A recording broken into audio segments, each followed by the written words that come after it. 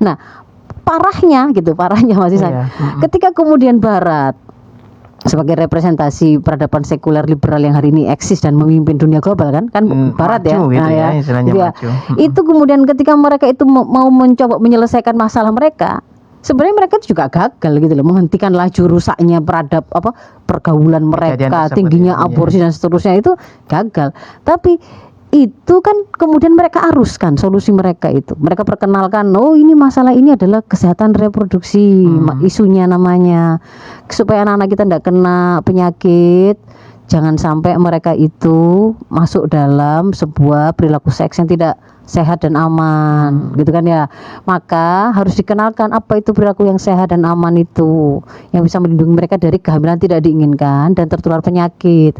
Gimana caranya? Tidak bisa mereka mengatakan, ya jangan ngeseks karena kalau mereka itu belum menikah dan punya pasangan sah, ya jangan zina. Nggak berani. Tidak bisa mengatakan begitu karena mereka tidak mengadopsi itu, gitu loh. Yang bisa itu adalah, ini kan situasi yang tidak bisa dicegah ya, semua orang ya pasti sudah dari dulu ya ada zina, sampai kan juga ada zina kan, gitu kan ya. Sehingga yang bisa kita lakukan itu adalah ya mengajari anak-anak kita tentang bagaimana melindungi diri. Ya, diperkenalkan yang namanya, satu sisi edukasi kesehatan reproduksi, yang di dalamnya itu ada edukasi itu ngajari gini loh, kehamilan itu terjadi itu seperti ini.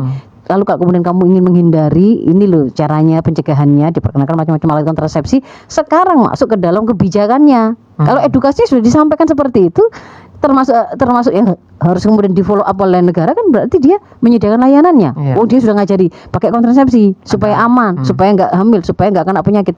Mereka harus melakukan itu. Dan itu sebenarnya sesuatu yang hanya ngikut saja apa skenario atau tawaran solusi ala sekuler kapitalis itu, penyuluhan semacam itu. Iya, jadi ketika kemudian kalau kita terus mundur ke belakang Mas Ishak, isu kesehatan reproduksi itu sebenarnya diaruskan itu awal mula itu diperkenalkan dan kemudian menjadi sebuah isu yang dideraskan itu di konferensi kependudukan di tahun 94-an.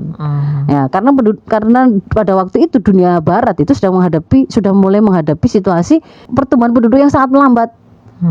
Grafik piramida penduduk mereka itu kan generasi tuanya banyak, anak-anaknya kan nggak ada, sedikit sekali kan, begitu kan ya. Kenapa? Karena mereka malas menikah, tapi mereka melakukan seks bebas, aborsi sangat tinggi gitu, dalam hitungan detik itu bisa ribuan mereka itu ada kejadian seperti aborsi begini ini, itu biasa bagi mereka.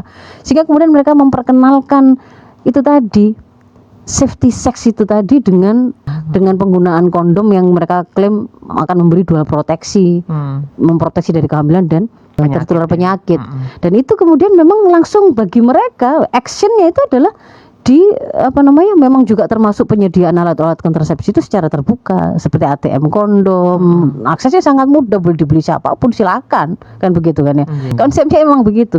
Termasuk juga bahwa mereka itu menjadikan pernikahan itu sebagai beban, sehingga daripada kemudian menikah kan lebih baik zina.